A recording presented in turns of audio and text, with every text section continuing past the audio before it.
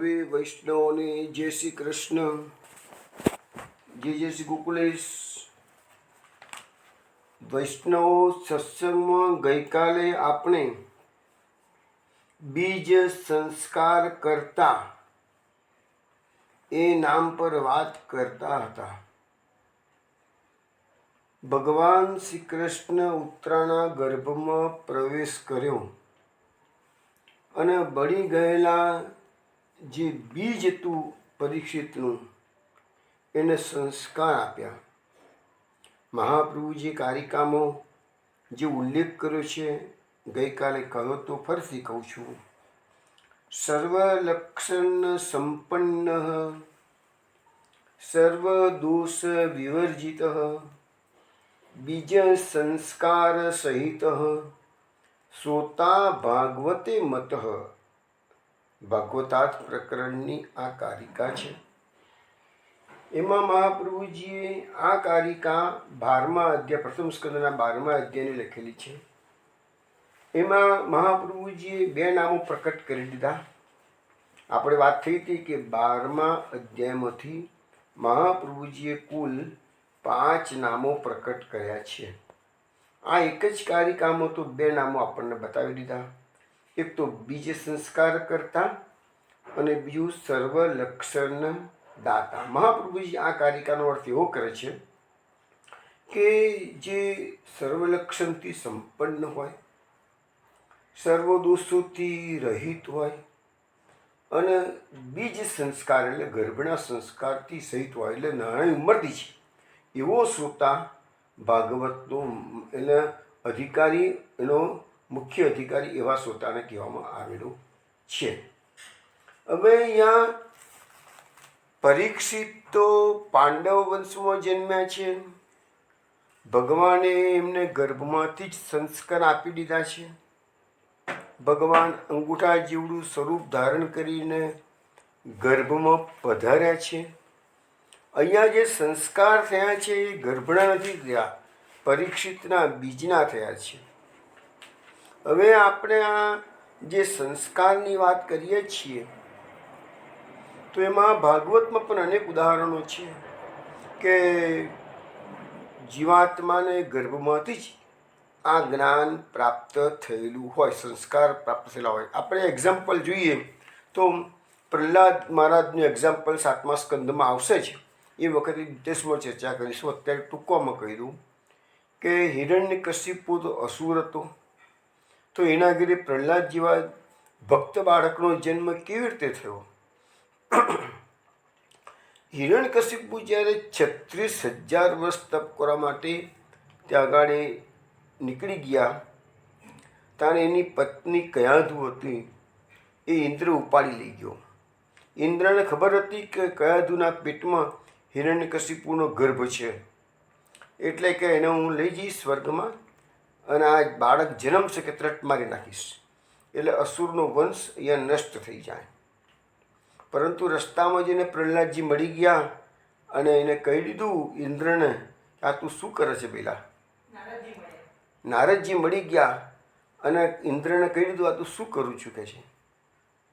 આમાં પેટમાં કે આ અસુર બાળક જન્મશે તરત મારી નાખીશ કે ના ના ના, આ તો ભગવાનનો મહાન ભક્ત જન્મવાનો છે કે છે, એટલે તું કહે કયાધુને ના લઈ જઈશ, મને આપી દે કે છે. એ પ્રહલાદજી કયાધુને પોતાના આશ્રમમાં લઈ ગયા, સુરક્ષિત કયાધુને રાખી અને પ્રહલાદજી નારદજીએ રોજ કયાધુને જે ઉપદેશ કર્યો એ ઉપદેશ ગર્ભમાં રહ્યા પ્રહલાદજી સાંભળતા હતા. એટલે હિરણ્યકશિપુ જેવા અસુરના ઘરે પ્રહલાદ જેવા ભક્તનો જન્મ થયો એનું મુખ્ય કારણ ગર્ભના સંસ્કાર. હવે આવું બીજું એક્ઝામ્પલ મહાભારતમાં પણ છે અભિમન્યુનું. અભિમન્યુ સુભદ્રાના પેટમાં હતો અને પાંડવોનો વનવાસ થયો એટલે અભિમન્યુ તો સુભદ્રા તો જતી રહી દ્વારકામાં કૃષ્ણ ભગવાન સાથે રહેવા માટે. તો કૃષ્ણ ભગવાને એને રોજ સત્સંગ કરાવે તો એક વખત આ ચક્રવ્યૂહનું વર્ણન ભગવાન કરતા હતા. ચક્રવ્યૂહનું વર્ણન કરતાં ભગવાન ચક્રવ્યૂહમાં કેવી રીતે પેસવું એનું વર્ણન કર્યું ને ત્યાં સુભદ્રા ઊંઘી ગઈ. એટલે ભગવાને એ ચક્રવ્યૂહમાંથી બહાર નીકળવાનું વર્ણન ના કર્યું. અભિમન્યુ પેટમાં બેઠો બેઠો બધું સાંભળતો હતો. અને જ્યારે અભિમન્યુને આ તબક્કો આવ્યો મહાભારતના યુદ્ધમાં કે દ્રોણાચાર્યએ ચક્રવ્યૂહની રચના કરી, તે વખતે આખા પાંડવોના સૈન્યમાં એક અર્જુન જાણતો તો ચક્રવ્યૂહને કેવી રીતે ભેદવું અને એમાંથી કેવી રીતે બહાર નીકળવું.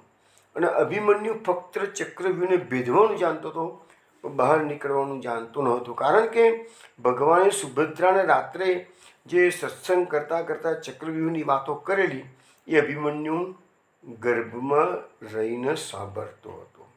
એટલે કહેવાનો મતલબ કે ગર્ભના સંસ્કાર જે છે ને એ એકદમ જોરદાર રીતે માણસ પર અંકિત થઈ જાય છે. અહીંયા પણ એ જ વસ્તુ બની કે ગર્ભમાં પરીક્ષિતે અંગૂઠા જેવડા સ્વરૂપના દર્શન કર્યા, પણ ઉત્તમ પુરુષના, અહીંયા આપણે અત્યાર સુધી એમ ગઈકાલે વાત આવી એમાં લખ્યું હતું કે ઉત્તમ પુરુષના દર્શન કર્યા. એ ઉત્તમ પુરુષ એટલે કોણ? એ પરીક્ષિતને ખબર હતી નહીં.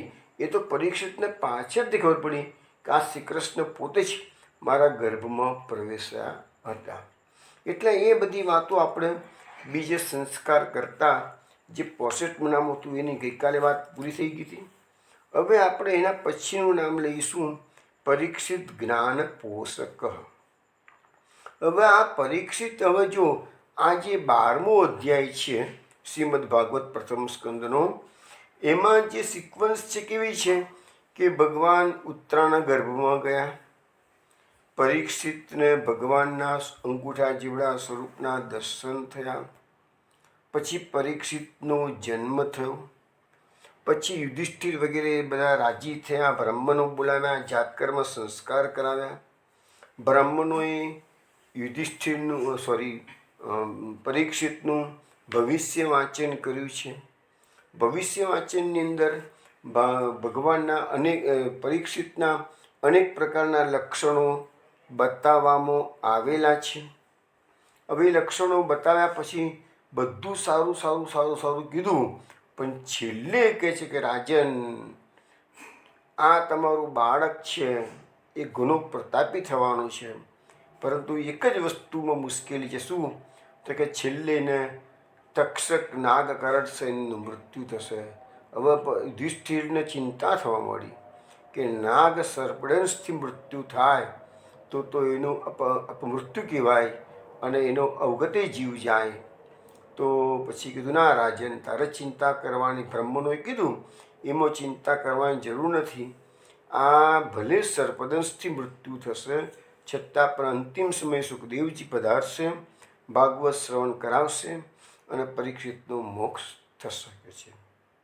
તો આ રીતની વાત કરી એટલે બધું સરસ હતું. એટલે હવે મહાપ્રભુજીએ આ જે મેં તમને 12મા અધ્યાયમાં સિક્વન્સ કીધી, પણ મહાપ્રભુજી થોડુંક આ 5 નામો પ્રકટ કરે છે એમાં સિક્વન્સમાં થોડોક ફેરફાર કર્યો છે. એટલે આપણે પણ શું કરીએ છીએ કે મહાપ્રભુજી જે સિક્વન્સને પ્રિફર કરી છે ને એ સિક્વન્સથી જ આપણે આ કથાનું ગાન કરીશું. હવે પહેલું સિક્વન્સ તો મહાપ્રભુજીને ભાગવતની સરખી છે, બીજે સંસ્કાર કરતા છે. હવે બીજી સિક્વન્સ આવી, બીજું નામ આવ્યું 66મા નંબરનું પરીક્ષિત જ્ઞાન પોષક. હવે મહાપ્રભુજી આ નામ મૂક્યું એના માટે પણ મહાપ્રભુજી કારિકા લખેલી છે કે લખ્યું છે કે ભાગવત જ્ઞાને બ્રહ્માગ્નો બોધ સંયુક્તે, આવા શબ્દો મહાપ્રભુજી વાપરેલા છે. એટલે કે જ્ઞાનયુક્ત બ્રહ્માગ્નિમાં દેહ શુદ્ધ થાય પછી ભાગવત જ્ઞાનનો અધિકાર થાય. એટલે ગઈ વખતે અધિકારની પેલી કારિકામાં બતાવ્યો તો ભાગવતનો શ્રોતાનો અધિકાર. અહીંયા પણ ભાગવતના અધિકારમાં આ દેહ શુદ્ધિની વાત કરી છે, પણ કેવી રીતે છે? બ્રહ્માગ્નિમાં બળવાનો, જે પરીક્ષિતને ગર્ભમાં જ એને બળવાનો વારો આવ્યો હતો. હવે આ શ્લોકની અંદર આવી રીતે આપણને એ સમજાવવામાં આવ્યું છે કે પરીક્ષિતને ભગવાનના ગર્ભમાં દર્શન કર્યા તો દર્શન માત્રથી જ, મેં તમને વાત કરી ગઈકાલે કે ભગવાન દર્શન અને સ્પર્શ બંનેથી જ્ઞાનનું સ્ફુરણ કરી શકે છે. તો અહીંયા દર્શન માત્રથી એને બધું જ જ્ઞાન પ્રાપ્ત થઈ ગયું. મહાપ્રભુજી હવે સુબોધિનીજીમાં એક શંકા વ્યક્ત કરે છે કે જો પરીક્ષિતના ગર્ભમાં જ બધું જ્ઞાન થઈ ગયેલું હોય તો પછી સુખદેવજી તો જન્મથી જ્ઞાની હતા, અને સુખદેવજી તો ફટાકડીને જેવા ગર્ભમાંથી બહાર નીકળ્યા અને જંગલ તરફ દોટ મૂકી છે. એ વાતો બધી આપણે જોઈ ગયા છીએ. તો પરીક્ષિતે દોટ કેમ ના મૂકી?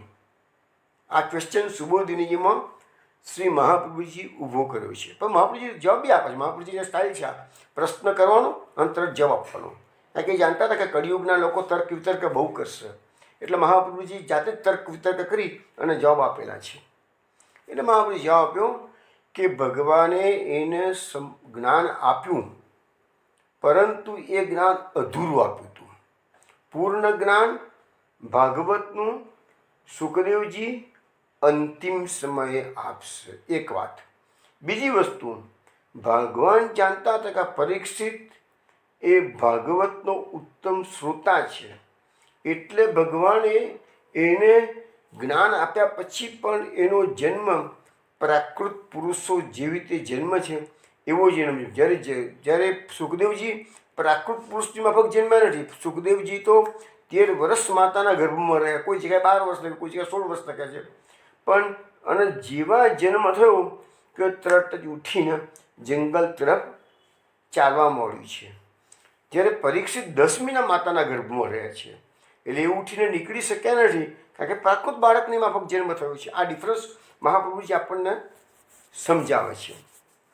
હવે એટલે ભાગવતનું જ્ઞાન, અહીંયા ભગવાનના દર્શનનું જ્ઞાન એને દર્શન માત્રથી જ્ઞાન થયું, પણ ભાગવતનું જ્ઞાન તો સુખદેવજી મહારાજ આપવાના હતા. હવે પેલા જે બ્રાહ્મણોએ ભવિષ્ય વાંચન કર્યું એ બધાએ જ્યારે એને પરીક્ષિતનો અંતિમ સમયની વાત કરે છે, તો એ સુખદેવજી મહારાજ એને જે જ્ઞાન આપવાની વાત છે એ બહુ સુંદર રીતે સમજાવી છે. આપણે જોઈએ ભાગવતનો શ્લોક. તક્ષકરાદાત્માનો મૃત્યુમ દ્વિજ પુત્રોપસર્જિતાત પ્રપત્સ્યત ઉપશ્રુત્યમ મુક્ત સંગમ પદમ હરે. એટલે શું કહે છે? આવા 3 શ્લોકો છે. એનો અર્થ એવો થાય છે કે હે રાજન, સમીક નામના બ્રાહ્મણના પુત્ર શૃંગીએ મોકલેલા તક્ષક સર્પથી પોતાનું મૃત્યુ છે એમ સાંભળી આ બાળક બધા સંગનો ત્યાગ કરી હરિ ભગવાનના પદની પ્રાપ્તિ કરશે. વળી આ બાળક વ્યાસજીના પુત્ર સુખદેવજી પાસેથી આત્માના યથાર્થ રૂપને જાણવાની ઈચ્છાવાળો થશે અને પોતાના શરીરને ગંગાજીમાં ત્યાગીને હે યુધિષ્ઠિર તે સાક્ષાત ભગવાનને પ્રાપ્ત કરશે. એટલે એક વસ્તુ તો થઈ ગઈ કે ભલે સર્પદંશ થવાનો છે, પરંતુ ભગવત પ્રાપ્તિ તેની અવશ્ય થવાની છે. આ વાત જન્મ વખત જ લખાઈ ચૂકી હતી. એટલે હવે જે ભાગવતનું જ્ઞાન છે એ ભગવાને સુખદેવજી દ્વારા પરીક્ષિતને અપાવ્યું છે, એટલે નામ આવ્યું છે પરીક્ષિત જ્ઞાન પોષક. હવે લખ્યું છે કે આમાં કે એકાંતમાં માત્ર રાજાને જણાવવું આ બધાનું જ્ઞાન હતું, કારણ કે જ્યોતિષશાસ્ત્રના આધારે બધું જોયેલું છે કે છે. તો લખ્યું છે કે ઉપકાર જાતક ઉપયોગી હોવાથી જાતક કોવિદ કહેલા છે. જેનો અકૂતો ભયમ એટલે જેને કોઈ તરફથી ભય સ્પર્શ કરતો નથી એવા ભગવાનના ચરણ કમળને પરીક્ષિત પ્રાપ્ત કરશે. એટલે અહીંયા જ્ઞાનનો ઉપદેશ જે ભાગવતના રૂપમાં સુખદેવજીએ પરીક્ષિતને આપ્યો છે અને એનાથી એમનો ઉદ્ધાર થશે. એ વાત પછી સુબોધિનીમાં મહાપ્રભુજી સમજ્યા. મહાપ્રભુજી એમ પણ લખ્યું છે કે તક્ષકના આકારવાળા બ્રહ્માસ્ત્ર, એટલે ગર્ભમાં પણ એને બ્રહ્માસ્ત્રનો સામનો કરવો પડે તો, અને મરતી વખતે એને પાછું તક્ષકના, મહાપ્રભુજી શબ્દ વાપરે છે, તક્ષકના આકાર એ બ્રહ્માસ્ત્ર બીજું બ્રહ્માસ્ત્ર, પણ શૃંગી ઋષિએ છોડેલું બ્રહ્માસ્ત્ર પણ તક્ષક નાગના રૂપમાં આવ્યું છે. આવો પ્રયોગ મહાપ્રભુજીએ સુબોધિનીમાં કર્યો છે. હવે આ કથા બહુ સુંદર કથા છે. હવે આપણે આ કથામાં જ્યારે શૃંગી ઋષિનો શાપ થયો, આ બધી વાતો આપણે પ્રથમ સ્કંદમાં 18મા અધ્યાયમાં, અત્યારે આપણે 12મો અધ્યાય ચાલે છે, 18મો અધ્યાય આવશે ને ત્યારે આપણે આ વાતો પછી ડિટેલ્સમાં એની ચર્ચા કરીશું. પરંતુ થોડુંક સુરદાસજીનું સુરસાગરમાં એક પદ છે, એના આધારે આપણે થોડુંક વર્ણન કરીએ. ભાગવત કરતાં થોડું જુદું પડે છે, થોડુંક જુદું, બધું જુદું નથી પડતું, પણ થોડીક આપણે એનો પણ રસપાન કરી લઈએ. હવે 18મો અધ્યાય જ્યારે આવશે ને ત્યારે જેવું પરીક્ષિતને ખબર પડી ગઈ કે 7મા દિવસે તક્ષક મને કરડવાનો છે અને મારું મૃત્યુ નિશ્ચિત થઈ ચૂક્યું છે, પરીક્ષિતે ઈસી ઘડીએ એ સમયે બધું જ છોડી અને ગંગાજીના કિનારે આવીને બિરાજમાન થયા છે. હવે એમને અન્ન જળનો ત્યાગ કર્યો છે. હવે બધા ઋષિ મુનિઓ પોતપોતાના આશ્રમો હતા અને ત્યાં બધાને અંતઃપ્રેરણા થઈ અને બધા જ ઋષિ મુનિઓ, કારણ કે આ બધા ઋષિ મુનિઓ પાસે અનેક પ્રકારની સિદ્ધિઓ હતી. એ લોકો મનની ગતિએ પણ એ લોકોનું આકાશચારી હતા, બધી કરી શકતા હતા. તો તમે વિચાર કરો કે પરીક્ષિત જેવા હસ્તિનાપુરમાંથી ગંગાજીના કિનારે શુક્રતાલ, આજે પણ એ જગા ઉત્તર પ્રદેશમાં મુઝફ્ફરનગરથી 30 કિલોમીટર દૂર શુક્રતાલ નામની જગા આજે પણ છે. બહુ જ એ ઝાડ પણ છે કે જે ઝાડ નીચે સુખદેવજીએ પરીક્ષિત મહારાજને ભાગવત શ્રવણ કરાવતું. એ પ્રાચીન ઝાડ 5000 વર્ષનું જૂનું વૃક્ષ મેં દર્શન કરેલા છે. એટલું બધું અદ્ભુત વૃક્ષ છે કે તમે જોઈને જ કહી શકો કે આ 5000 વર્ષ જૂનું આ વૃક્ષ હશે. હવે એ વખતે ત્યાં જેવા પરીક્ષિતની પધરામણી થઈ ગંગાના કિનારે તો અનેક ઋષિ મુનિઓ બધા, ભાગવતમાં બધા નામ આપેલા છે: અત્રિ, વશિષ્ઠ, ચ્યવન, શરદ્વાન, અરિષ્ટનેમિ, ભૃગુ, અંગિરા, પરાશર, વિશ્વામિત્ર, પરશુરામ, ઉતથ્ય, ઇન્દ્રપ્રમદ, પીતભવા, મેધાતિથિ, દેવલ, આષ્ટિસેન, ભારદ્વાજ, ગૌતમ, पिप्लाद, मैत्रेय, और्व, कवस, अगस्त्य, व्यास भगवान, नारद, એ સિવાય પણ અન્ય પણ કેટલાક દેવસ્યો, બ્રહ્મર્ષિઓ, અરુણ વગેરે રાજસ્યો, એ બધાનું શુભાગમન થયું અને એ બધાના ચરણોમાં પરીક્ષિતે માથું મૂકીને વંદન કર્યું. અને એ બધાને પરીક્ષિતે અનેક જે પ્રશ્નો પૂછે એમાં મુખ્ય પ્રશ્ન એ જ છે કે જેનું મૃત્યુ નિકટમાં છે તેવા મનુષ્ય માટે અંતઃકરણથી અને શરીરથી કરવા યોગ્ય વિશુદ્ધ કર્મ કયું, એટલે કે જેનું મૃત્યુ નજીક છે તેનું કર્તવ્ય શું? આ પ્રશ્નમાંથી જ આખું ભાગવત શરૂ થાય છે. આ મેં વાત તમને કરીએ શ્રીમદ ભાગવતના પ્રથમ સ્કંદના 18મા અધ્યાયની. પરંતુ હવે હું તમને સુરસાગરમાં સુરદાસજીએ જે પદ લખ્યું છે એના આધારે થોડીક કથા તમને કહું છું, શ્રવણ કરો સુરદાસજીની ભાષામાં. યા વિધિ રાજા કરયો વિચાર રાજ સાજ સબહી કી ડારી, જીરણ પટ કુપિન તન ધારી, ચલ્યો સુરસરી શિર ઉશીસ ઉઘારી. એટલે શું કહે છે કે હવે જેવું એને ખબર પડી ગઈ કે સાપ લાગી ગયો છે, 7મા દિવસે મૃત્યુ થવાનું છે, તો રાજાએ એવો વિચાર કર્યો અને કે હવે મારે ઉદ્ધાર કરવો પડશે આ જીવનનો. આ કે હવે શું કરીશું, 7 દાડામાં તો જવાનું છે. તો રાજ સાજ સબહી કોડારી, રાજકાજ બધું જવાનું તો પડતું મૂક્યું છે પરીક્ષિતે. જીર્ણ પટ કુપિન તન ધારી, જીર્ણ વસ્ત્રો, પુરાણા વસ્ત્રો પહેરી લીધા છે. જલ્યો સુર શરીર, ગંગાના કિનારે ગયા છે. શીશ ઉઘારી, ઉઘાડા માટે મુગટ બુગટ ધારણ, રાજાનો વેશ હતો એ બધો બદલી કાઢ્યો છે. રાજા મુગટ પહેરીને ફરે ને તો મુગટ નથી રાખ્યો, નવા કપડાં રાશિ સાઠમાઠ બધો બંધ કરી દીધો અને જીર્ણ શીર્ણ કપડાં, જૂના ફાટલા કપડાં પહેરીને ગયા છે. પુત્ર કલત્ર દેખી સબ રોવે, રાજા તિનકી ઓર ન જોવે. હવે એમના દીકરો, એમની પત્ની, સગા સંબંધીઓ બધા આ જોઈને રડવા લાગ્યા. રાજાનો આવો વેશ જોઈને આવી રીતે છોડીને જતા જોઈને રડવા લાગ્યા. રાજા તિનકી ઓર ન દેખે, રાજા પાછળ વળીને જોયું પણ નથી. રાજા ચલત ચલે સબ લોગ, દુઃખિત ભય સબ નૃપતિ વિયોગ. હવે રાજા તો ચાલવા મોડ્યા છે ને આ બધા જોઈને જે પ્રજાજનો હતા એ પણ આ રાજાના વિયોગમાં દુઃખી થઈ ગયા છે. નૃપતિ સુર સરીકે તટ આઈ, કિયો સ્નાન મૃતિકાલાઈ. ગંગાના કિનારે રાજા આવ્યા છે, ગંગાજીમાં સ્નાન કર્યું છે.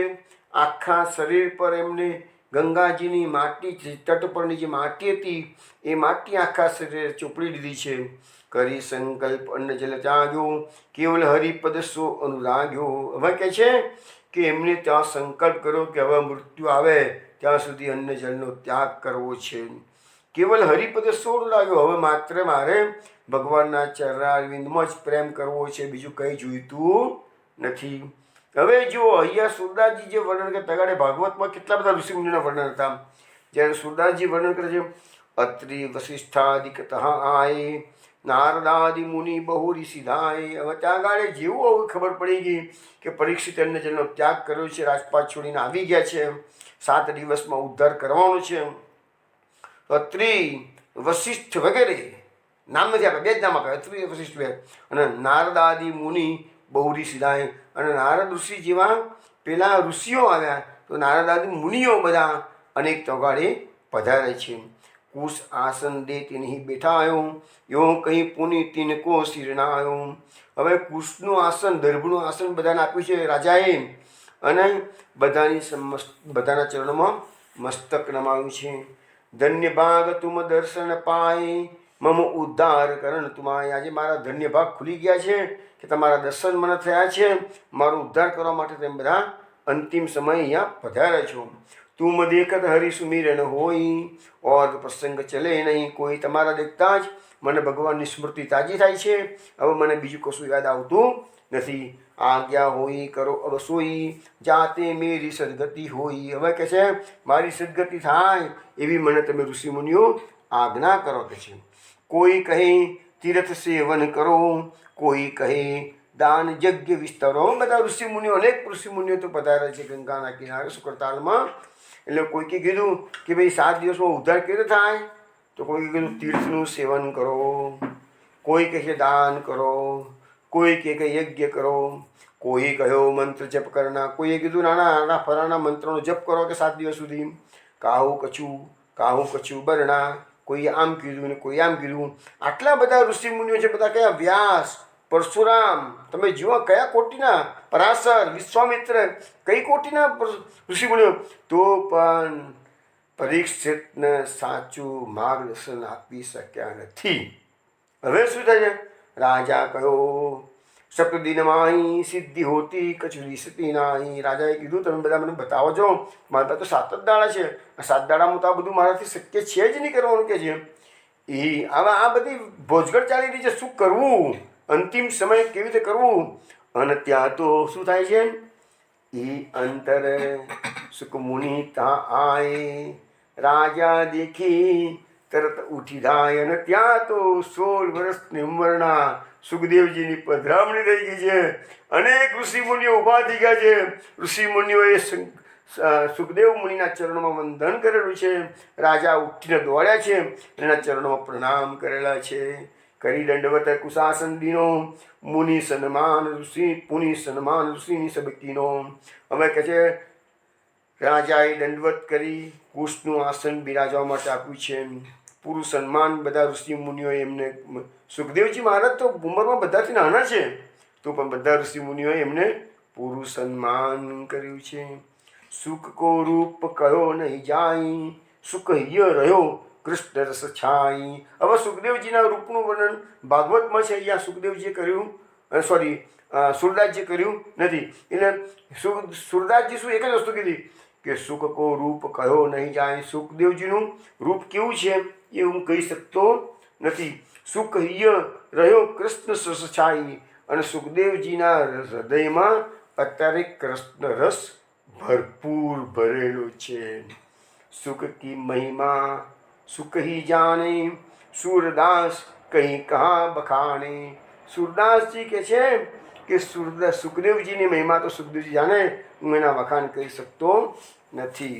હવે તરત જ આ કથાનું આગળનું પદ છે.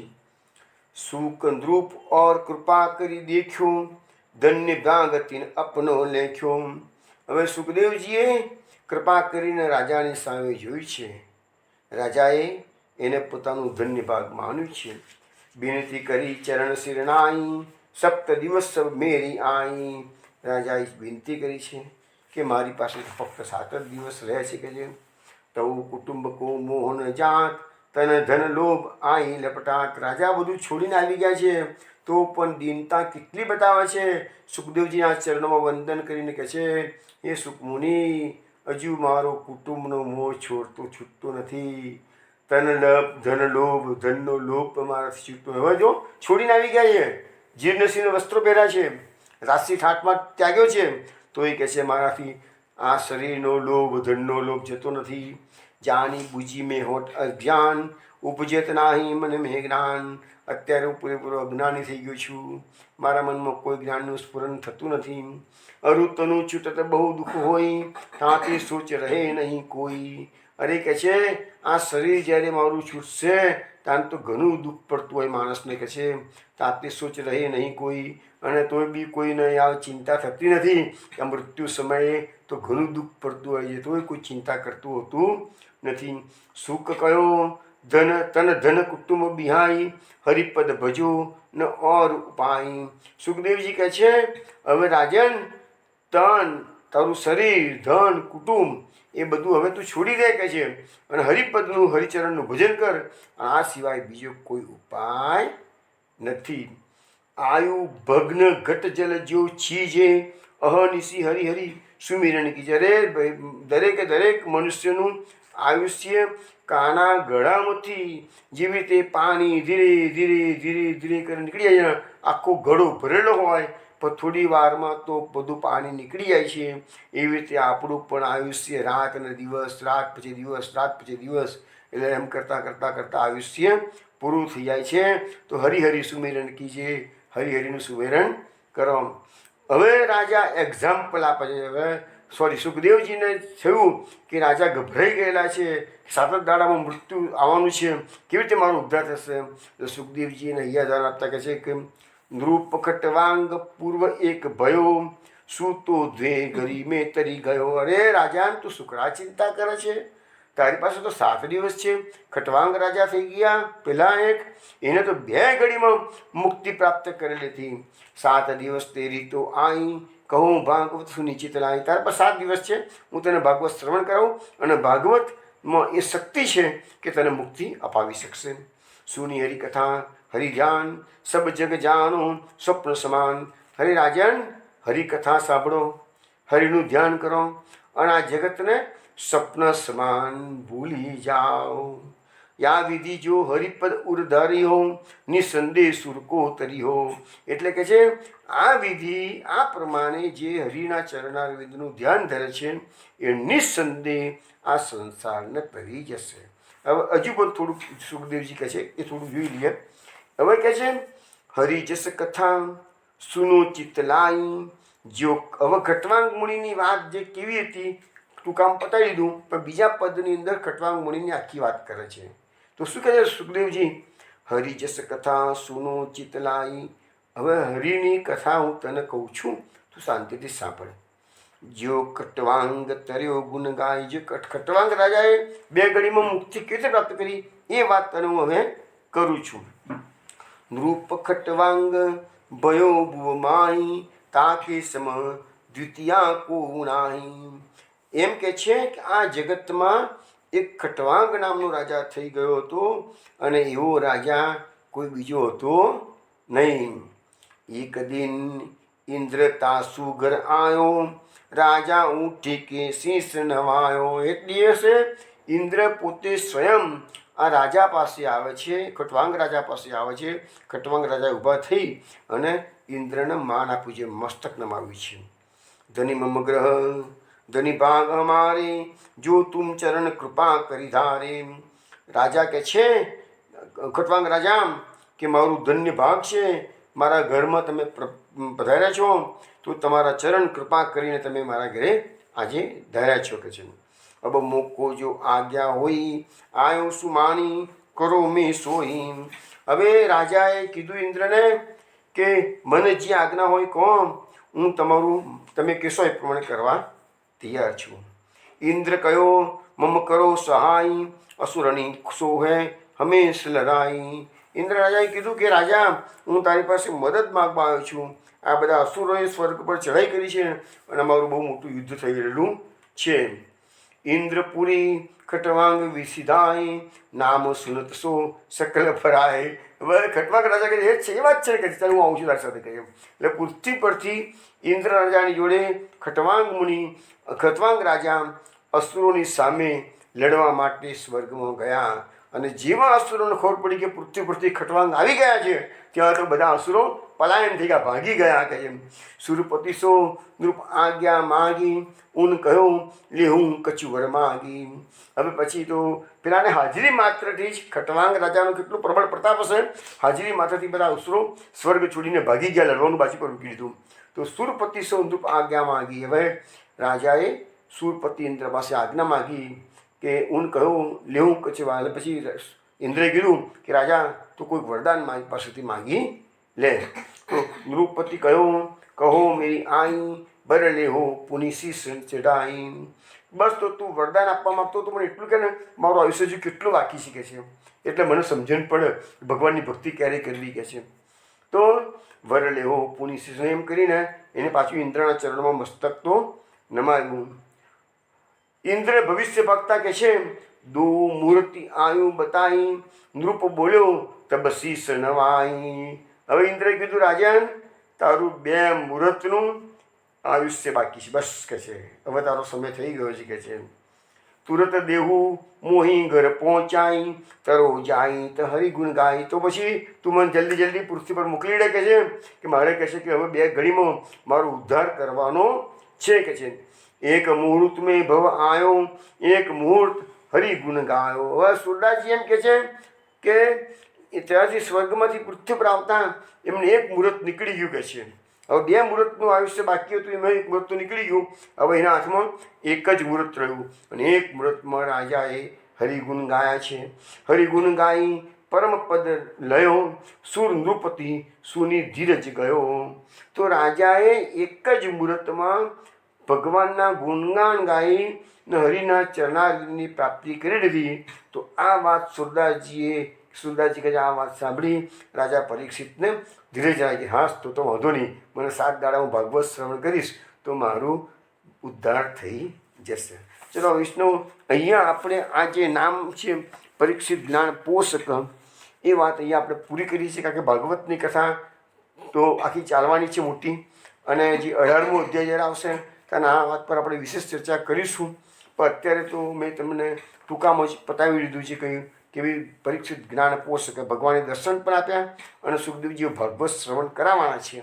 એટલે એ રીતે પરીક્ષિતનું જ્ઞાનનું પોષણ થયેલું છે. એના પછીનું નામ પછી લઈશું. પેલા વિનોદાયક રસ્યા તમને શ્રવણ કરાવે છે.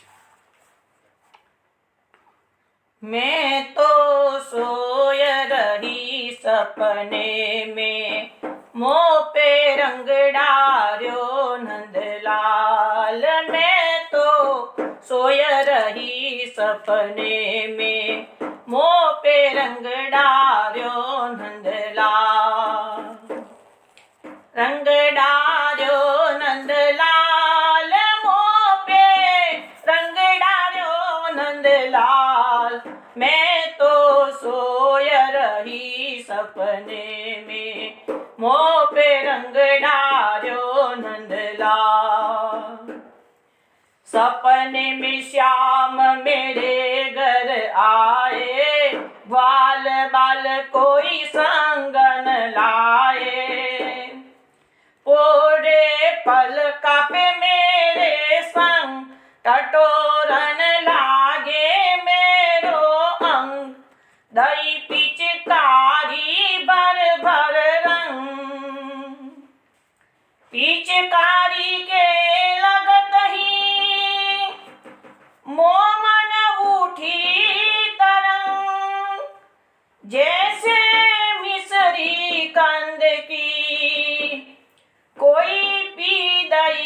भंग मानो पी दई भंग गाल मेरे कर दिया लाल गुलाल।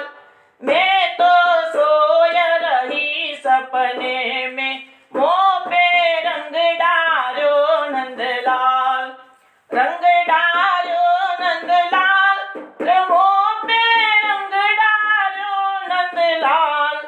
मैं तो सोय रही सपने में मुँह पे रंग डालो नंदलाल। खुले सपने में मेरे भाग मेरी गई तपस्या जाग। मनाय रही हंस हंस भाग सुहाग। हंस हंस भाग मनावती चरण पलोटत जाऊं। धन्य धन्य यारेनु के फिर ऐसे नहीं पाऊं।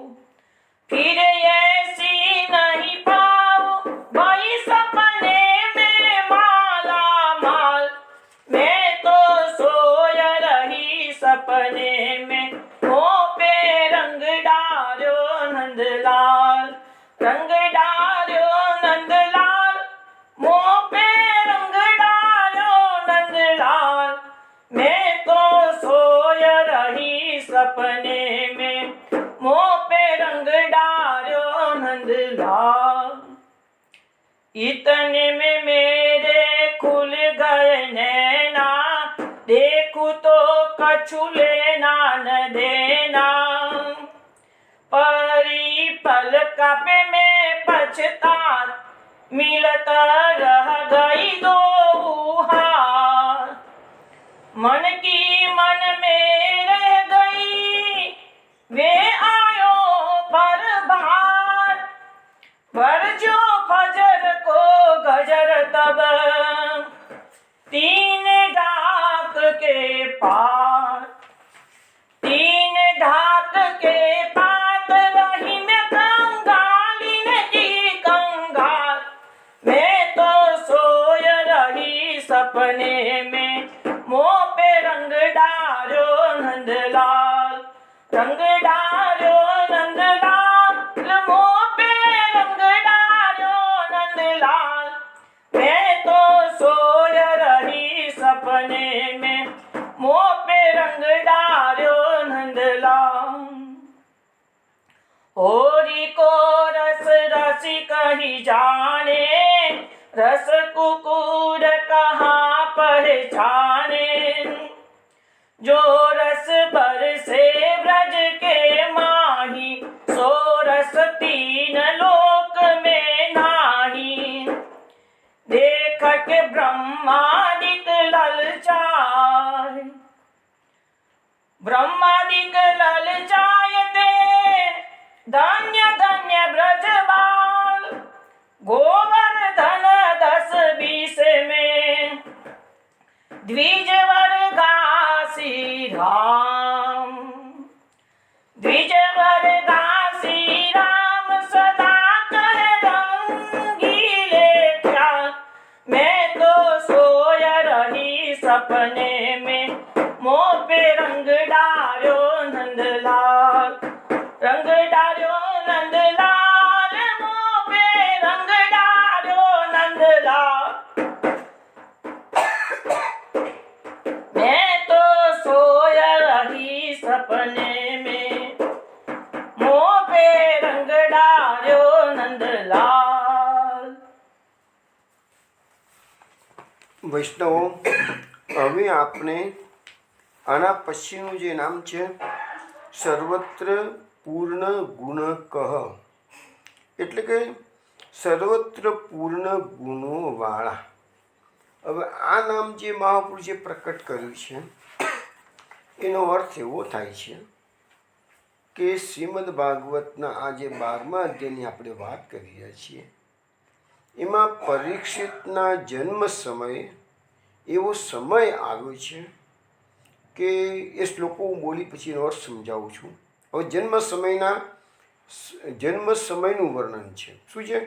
તત સર્વ ગુણોદર કે સાનુકૂલ ગ્રહોદય જગ્યે વંશધર પાંડુર ભૂય પાંડુ ઇવોજસામ તસ્ય પ્રીતમના રાજા વિપ્રે ધૌમ્ય કૃપાદિભિઃ જાતકમ કાર્યામાસ વાચિત્વાચ મંગલમ. અહીંયા આ બે શ્લોકોમાં શબ્દ આવે છે સર્વ ગુણોદર કે સર્વગુણનું ફળ પ્રાપ્ત થવાનો સમય આવી ગયો છે. અને સાનુકૂલ ગ્રહોદય, તો એ સર્વગુણો જે પરીક્ષિત રાજાનો એમાં જન્મ થવાનો છે, તો સર્વગુણોનું ફળ ભગવાને પોતાના બધા જ ગુણો, પૂર્ણ ગુણો, એ અત્યારે આપણે હવે આજે તો કદાચ સમય નહીં મળે, પણ કાલે આપણે ભગવાને કયા કયા એક નામ આવશે સર્વ લક્ષણ દાતા.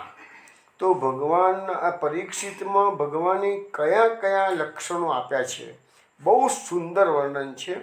અને એનું વર્ણન પણ આપણને આમ રોમાંચ ખડા કરી નાખશે. ને ભાગવતના ઘણા ઘણા જે મહાપુરુષો છે એની સાથે એની કમ્પેરિઝન કરવામાં આવેલી છે કે આમાંથી આ લીધું, આમાંથી આ લીધું, આમાંથી આ લીધું. એ બધી વાતો આપણે કાલે કરીશું. પરંતુ આજે આ બધા ગુણો એ પરીક્ષિત રાજાને પ્રાપ્ત થાય, તો એના માટેના અનુકૂળ જન્મ કયા સમય થાય? તો અનુકૂળ ગ્રહો આવે ત્યારે. આપણે પુષ્ટિ માર્ગમાં પણ આપણને કદાચ ખબર હશે જ વૈષ્ણવો કે જ્યારે ગોકુળનાથજીનું પ્રાકટ્ય થવાનું હતું તે વખતે રુક્ષ્મણી બહુજીને જ્યારે પ્રસવ પીડા ઉપડી, તાણે કૃષ્ણદાસજીએ કીધું ને કે હમણાં સમય સારો નથી, એટલે લાલા હમણો પધારશો નહીં, હું જોઈ આવું પછી જાઉં. તો જ્યારે જ્યોતિષને પૂછવા ગયા તાને કીધું માક્ષર સુદ સાતમનો સમય સારો છે. તાણે પછી એમને કીધું કે તમે સાતમે પધારજો કે છે. અને જેવો એ સમય સારો લાગ્યો, જ્યોતિષીઓએ કીધું, એ સમય પછી કીધું આવ્યો મેરો ગોકુળનાથ. એ વાત આપણે જાણીતી છે બધી. તો એવી રીતે સાનુકૂળ સમય આવે. તમે જુઓ કે ભગવાન શ્રી કૃષ્ણનું પ્રાકટ્ય થયું, વલ્ભાચાર્યજી, ગુસાઈજી, આ બધાની જન્મ કુંડલીઓ અવેલેબલ છે. આ બધાની જન્મ કુંડલીમાં ઉત્તમ ગ્રહો હતું. આજે ભગવાન શ્રી કૃષ્ણના પ્રાકટ્ય સમયે જ્યારે નામકરણ વિધિ કરવામાં ગર્ગાચાર્યજી પધારે છે, તો ગર્ગાચાર્યજી એનું બધું કેટલું બધું ભવિષ્ય પાકેલું છે. તો એવી રીતે વલ્ભાચાર્યજીનું, ગુસાઈજીનું બધાની કુંડલીઓમાં ઉત્તમ સમય આવે એટલે સર્વ ગુણોનું ફળ પ્રાપ્ત કરવાનો સમય આવે ત્યારે અનુકૂળ ગ્રહોનો ઉદય થાય. હવે એટલે મહાપ્રભુજીએ નામ પૂછ્યું સર્વત્ર પૂર્ણ ગુણ કહ. હવે આ જે બે શ્લોકોનો અર્થ એવો થાય છે કે ત્યાર પછી સર્વ ગુણોનું ફળ પ્રાપ્ત થવાનો સમય આવ્યો, અનુકૂળ ગ્રહોનો ઉદય થયો. એવા સમયે પાંડુ રાજાના વંશને ધારણ કરનાર અને પાંડુના જેવા જ ઓજસ્વી પરીક્ષિતનો જન્મ થયો. પ્રસન્નમન યુધિષ્ઠિર રાજાએ ધૌમ્ય, કૃપાચાર્ય વગેરે બ્રાહ્મણો પાસે સ્વસ્તિ વાંચન કરાવીને બાળકનું જાત કર્મ સંસ્કાર કરાવેલા છે. તો એ સમય ઉત્તમ પ્રકારનો સમય. હવે એક વસ્તુ આપણને આમાંથી શીખવા મળે, જાણવા મળે છે કે આપણે સામાન્ય રીતે જ્યોતિષશાસ્ત્ર એ શાસ્ત્ર છે, એ કોઈ હંબગ વસ્તુ નથી. માનવું ના માનવું દરેકની અલગ વસ્તુ છે, પણ કોઈ ન માને એનાથી કે શાસ્ત્ર ખોટું નથી જતું. શાસ્ત્ર એ શાસ્ત્ર છે. ફક્ત એનું પ્રિડિક્શન કરનારાની ભૂલ હોઈ શકે છે, શાસ્ત્રની ભૂલ ન હોઈ શકે. કારણ કે આજકાલ બધા પ્રોફેશનલ થઈ ગયા છે ને, એટલે એકચ્યુઅલી આ અધ્યાત્મ જ્યોતિષશાસ્ત્ર એક અધ્યાત્મ વિદ્યા છે. અને અધ્યાત્મ વિદ્યા તો જ ફળે કે જ્યારે તમે પવિત્ર જીવન જીવતા હો તો જ. પવિત્ર જીવન ના જીવતા હોય અને ખાલી પૈસાના જોરે તમે વિદ્યાનો ઉપયોગ કરી લો પૈસા કમાવા માટે, પ્રતિષ્ઠા મેળવવા માટે, તો એ વિદ્યા ફલિત થતી હોતી નથી. હવે સામાન્ય રીતે આપણે એવું કહીએ છીએ કે માણસોને કર્મનું ફળ મળે છે, બરાબર છે. બીજી બાજુ કહે છે કે ભાઈ કુંડલી બતાવો, કુંડલી બતાવો, જીવનના નસીબમાં શું લખ્યું છે, ભાગ્યમાં શું લખ્યું છે, એમ કહે છે. તો સાચું શું કુંડલીના ગ્રહો સાચા કે મનુષ્યનું કર્મ સાચું. જો કર્મનું જ ફળ મળવું હોય તો ગ્રહોની વાત ક્યાંથી આવી ગઈ? અને જો ગ્રહો ફળ આપવાના હોય તો કર્મની વાત ક્યાંથી આવી ગઈ? આવો ક્વેશ્ચન સ્વાભાવિક છે આપણને ઉત્પન્ન થાય. જવાબ એવો છે કે ભગવાનના ઘેરે એટલું બધું વ્યવસ્થિત તંત્ર ગોઠવાયેલું છે કે ભગવાન કર્મની થિયરીને પણ સાચી પાડે છે અને જ્યોતિષ શાસ્ત્રની થિયરીને પણ ભગવાન સાચી પાડે છે. મનુષ્યનો જન્મ એવા સમયે થાય છે કે જ્યારે મનુષ્ય એ ગર્ભમાં એ જીવાત્મા જ્યારે હોય તે વખતે વિધાતા નક્કી જ કરી દે છે એ આખા જીવનનું એને ફળ શું વળવાનું છે. એટલે એ પ્રકારના એના જે સંચિત કર્મો હોય એમાંથી પ્રારબ્ધ કર્મોમાં અમુક કર્મોનું રૂપાંતરણ કરવાનું હોય છે. એ કામ કોના હાથમાં છે? વિધાતાના હાથમાં છે. સંચિત કર્મોમાંથી કયા કયા સંચિત કર્મો તો કરોડો જન્મોના, લાખો જન્મોના ભેગા થયેલા છે. એક જન્મમાં બધા સંચિત કર્મો ભોગવી જાય એવી કોઈ શક્યતા રહેતી નથી. હા, એના માટે થોડાક ઉપાયો શાસ્ત્રમાં બતાવે છે. જ્ઞાનાગ્નિમાં કર્મોને બાળીને ભસ્મ કરો, તીવ્ર ભક્તિયોગથી કર્મોને બાળીને ભસ્મ કરો, આ બધું શાસ્ત્રો આપણને બતાવે છે. પણ એ તો ઉચ્ચ કક્ષાના મહાત્માઓ માટે છે. એવરેજ વ્યક્તિ માટે થિયરી એપ્લિકેબલ હોતી નથી. હવે અહીંયા જીવાત્માનું ગર્ભમાં પધારવાના સમયે વિધાતા એના કરોડો જન્મોના સંચિત કર્મોમાંથી અમુક અમુક કર્મો સિલેક્ટ કરે છે. વિધાતાના હાથમાં છે અને એટલાનું એને પ્રારબ્ધ કર્મમાં રૂપાંતરણ કરે છે. એટલે એટલા સંચિત કર્મો એના માઇનસ થઈ જાય છે અને પ્રારબ્ધ કર્મોમાં રૂપાંતરણ થયું એટલે એ પ્રારબ્ધ કર્મો પ્રમાણે એને એ જીવન દરમિયાન ફળ મળવાનું છે. હવે ભગવાન શુંથી કરે છે કે વિધાતાએ જે પ્રારબ્ધ કર્મો ભોગવવાનું એ વ્યક્તિને નક્કી કરેલું હોય એ જ પ્રકારે ભગવાન એનો જન્મ થાય એવા ગ્રહો આકાશમાં આવે ત્યારે જ પેલા જીવાત્માનો જન્મ થાય. એટલે કર્મની થિયરી પણ સાચી પડે અને ગ્રહોની થિયરી પણ સાચી પડે. જન્મ જેવો સમય આવે કે જેના કારણે એ ગ્રહો એ સમયે ફલિત એવી રીતે થવાના હોય જે એના વિધાતાએ એનું પ્રારબ્ધ કર્મમાં રૂપાંતરણ કરેલું હોય. આ બે થિયરીઓ કોઇન્સાઇડ થાય ત્યારે જ એ જીવાત્મા જન્મ લે છે. એટલે પછી કર્મનું બી ફળ મળ્યું છે અને ગ્રહોનું પણ ફળ મળ્યું છે એમ છે. તો અહીંયા આપણને મહાપ્રભુજી જે સમજાવે છે કે સર્વત્ર પૂર્ણ ગુણ કહે ભગવાને બધા જ ગુણો આની અંદર પરીક્ષિત રાજામાં મૂકી દીધા હતા અને એ પ્રકારે એવો સમય આવ્યો એવા ફળો પ્રાપ્ત થવાનો ત્યારે જ એનો જન્મ થયેલો છે. હવે અહીંયા પાંડુ રાજાને યાદ કરવામાં આવેલા છે. તો લખે છે કે પાંડુ રાજાનો જે જન્મ થયો એ કેવી રીતે થયો? તો સુબોધીય મહાપ્રભુજી થોડુંક પાંડુ રાજાની વાત કરેલી છે યા સુબોધીયમાં કે ધૃતરાષ્ટ્રતાને એ જન્મથી અંધ હતા. હવે રાજ ચલાવવા માટે યોગ્ય પિત્રા યોગ્ય હતા નહીં. એટલે ધૃતરાષ્ટ્રથી પાંડુ નાના હતા તો પણ પાંડુ રાજાને આ રાજ આપવામાં આવેલું. બીજી વસ્તુ એવી હતી કે પાંડુ રાજાએ બહુ પ્રતાપી હતા અને જંગલમાં જઈ અને થોડો સમયમાંથી એમને તો વળે વનવાસ રેખેલો જાણી જોઈને સામેથી યુદ્ધો બહુ લડેલા અને બધામાં યુદ્ધમાં થોડા સમિત થયેલા હતા. એટલે જંગલમાં આરામ કરવા માટે વનવાસ માટે ગયેલા હતા અને ત્યાં એમને એક ઋષિનો શાપ મળ્યો એટલે સ્ત્રી સહવાસ કરી શકે નહીં. એટલે પાછું ફિરતી વંશની સામે પ્રોબ્લેમ ઊભો થયો કે હવે વંશ આગળ ચલાવવાનું કેવી રીતે? તો કુંતી માતાને જે વરદાન પ્રાપ્ત થયા દુર્વાસા ઋષિ પાસેથી એટલે પછી 5 પાંડવોનો જન્મ એનાથી થયો. એટલે એ પાંડુ વંશ આગળ ચાલ્યો. ફરીથી વંશને બંધ થવાનો વારો આવ્યો આ પરીક્ષિતના સમયમાં.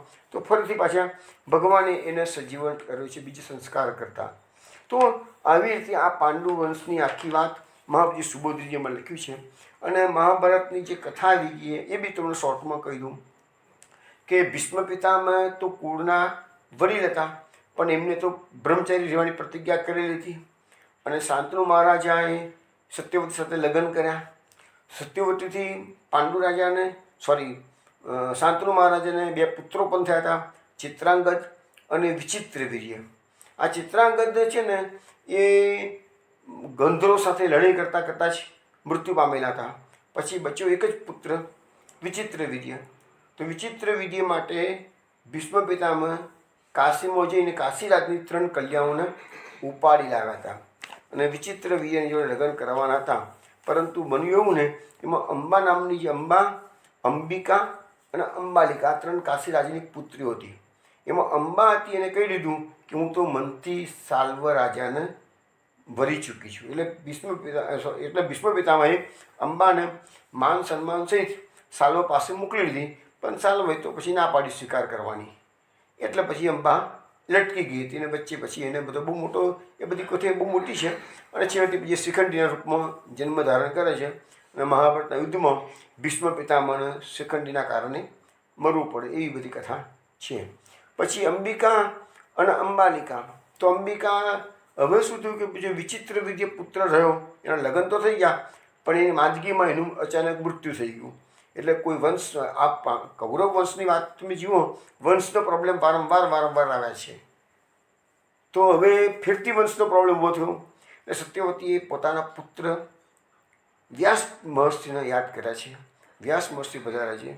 સત્યવતીએ કીધું કે બેટા, આ બંને મારી વહુઓ છે, એને પુત્ર નથી, તો તું પુત્રદાન કર કે છે.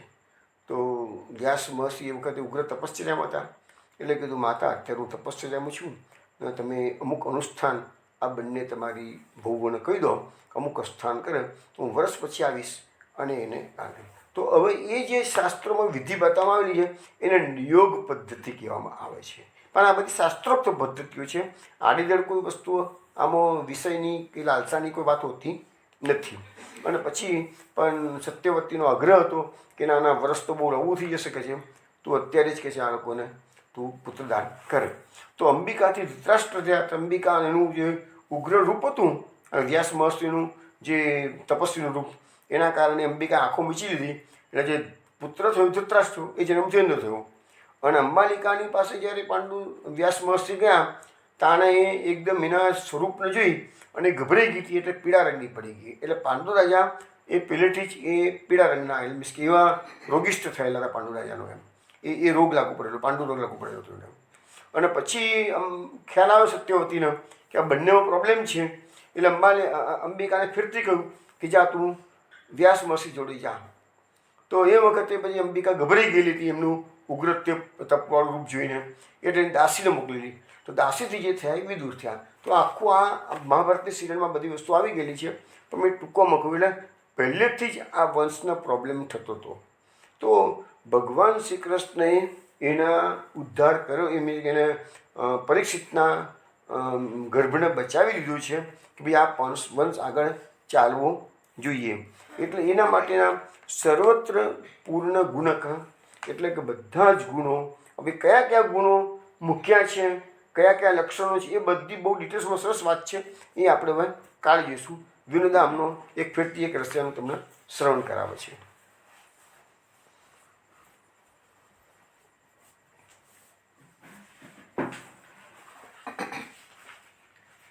ખેલી ન જાય હોરી, ખેલી ન જાય, ખેલી ન જાય હોરી, ખેલી ન જાય.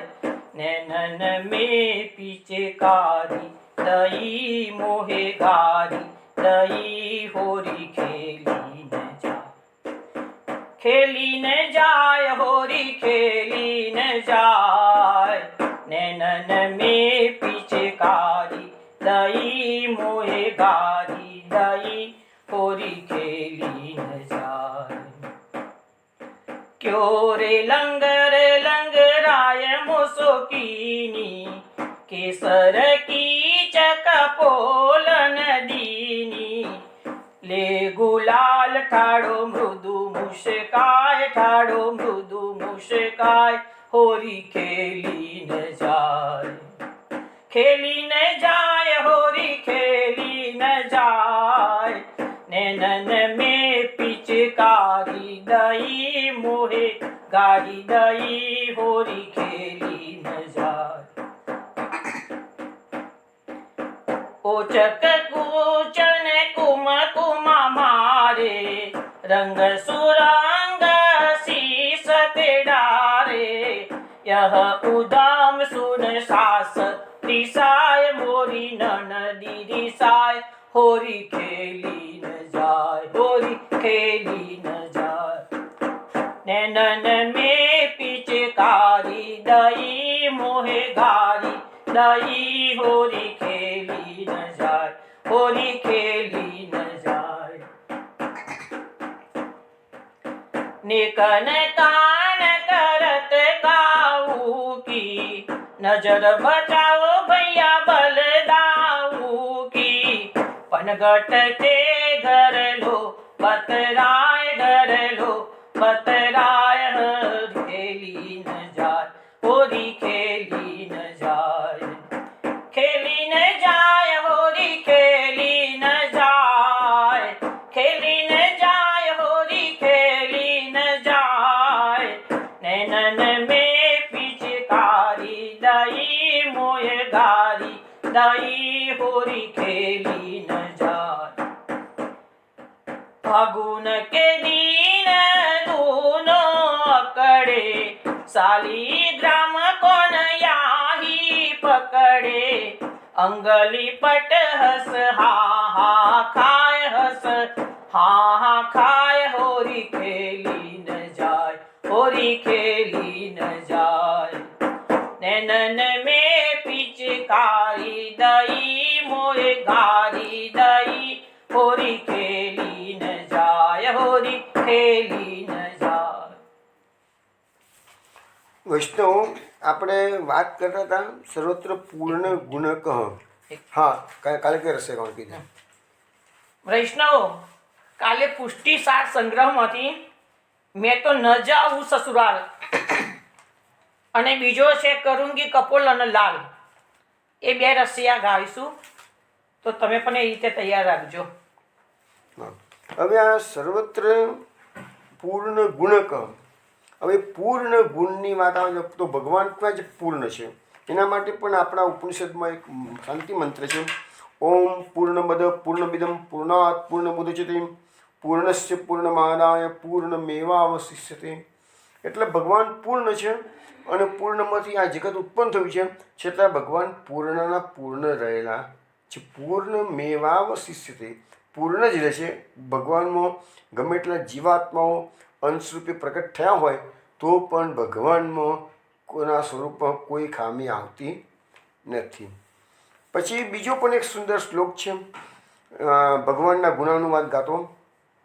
અસિતગિરી સમમ સ્યાત કજ્જલમ સિંધુ પાત્રે સુરતો વરસાખા લેખિની પત્ર મુરવી લિખત દિગ્રહિતમાં શારદા સર્વકાણમ તદપિતો ગુણાનામીશ પારમ ન યાતિ. એટલે એમ કહેવાય છે કે ધરતીનો કાગળ કરવામાં આવે, આખો જે સમુદ્ર છે એટલું કાજળ લેવામાં આવે, કલ્પવૃક્ષની ડાળીઓની કલમ બનાવવામાં આવે અને શારદા સરસ્વતી શારદા સર્વકાળ લખ્યા જ કરે તો પણ તદપી ગુણાના ઈશ પારમ નયાતિ. પ્રભુના ગુણોનો પાર આવી શકે તેમને. ભગવાનના ગુણો કોઈ અનંત ગુણો છે, કોઈ ગણી શકે એમ છે જ નહીં. તો એ ભગવદ્ ગુણગાનનો જે રસ્તો મહાપ્રભુજી આપણને બતાવે, ગુણગાન સ્વાપ્તિ ગોવિંદસ્ય પ્રજાયતે.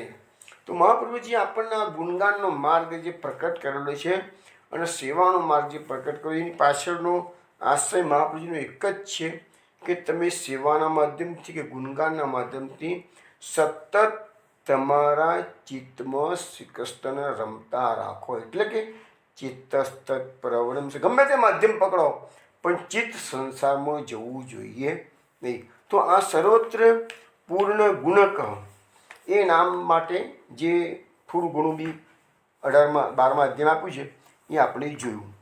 હવે એના પછીનું નામ આવે છે સર્વભૂષણ ભૂષિત. હવે એ જે નામ છે ને એનો અર્થ એવો થાય છે કે સર્વભૂષણોથી ભગવાન શોભાયમાન છે. હવે આ નામ મહાપુરુષે પ્રકટ કેમ કર્યું? તો હવે પાછા ગર્ભની અંદર કોઈ, ગઈકાલે આપણે વાત કરી, કોઈ એક પુરુષના દર્શન કર્યા. હવે એ કોણ પુરુષ છે પરીક્ષિતને એ વખત તો ખબર નથી, પછી એને ખબર પડી ભગવાન શ્રી કૃષ્ણ હતા. તો હવે એને દર્શન કેવા કર્યા હતા એનું વ્યાસ મહર્ષિ ભાગવતનું વર્ણન કરે છે. અંગુષ્ઠ માત્ર મમલમ સ્ફુરત પુરત મૌલિનમ અપિચ્ય દર્શનમ શ્યામમ તડિત વાસસમ અચ્યુતમ સિંહલ દીર્ઘ ચતુર્બાહું તપ્ત કાંચન કુંડલમ ક્ષતક્ષાજમ ગદાપાનિમ આત્મન સર્વોદિશમ પરિભ્રમંતુ ઉલ્કાભ્યામ ભ્રામયંતમ ગદામુહું અસ્ત્રતય સ્વગદયા ન્યારમીવ ગોપતિ વિદ્યમંતમ સન્નિકર્ષે પરીક્ષિત ક ઇત્યસૌ.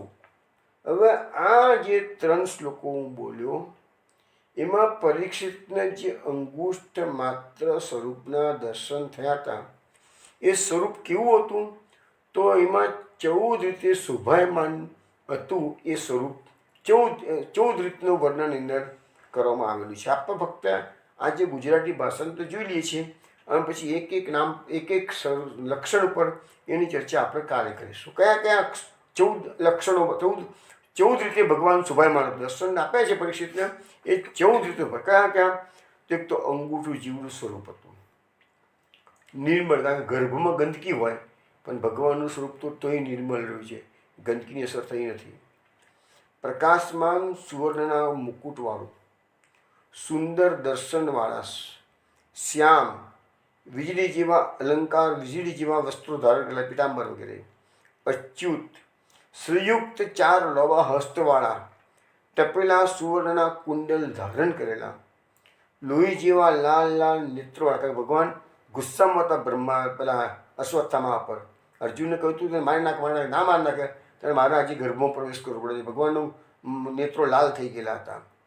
શ્રીહસ્તમાં ગદા ધારણ કરનારા, પોતાની ચોતરફ ઉલ્કા જેવી ગદાને વારંવાર ઘુમાવતા હતા. એવા ભગવાનના પરીક્ષિતને દર્શન થયા. હવે લખે છે કે જેમ સૂર્ય ઝાકળનો નાશ કરે છે એમ ભગવાન પોતાની ગદા વડે બ્રહ્માસ્ત્રના તેજનો નાશ કરતા હતા. પરીક્ષિત રાજાએ તેમને બહુ નિકટથી જોયા. પછી આ પુરુષ કોણ છે એવી પરીક્ષા કરી નક્કી કર્યું, આ તે જ ભગવાન છે, આ ભગવાન જ હોય, આ જ શ્રી કૃષ્ણ છે એમ એ વિચાર્યું છે નહીં. ચલો વિષ્ણુ, હવે એ બધા લક્ષણોની વાત કાલે આપણે આગળ કરીશું. જય શ્રી કૃષ્ણ. કાલે 8 વાગે મળીશું. જય શ્રી કૃષ્ણ. જય શ્રી ગોકુલેશ.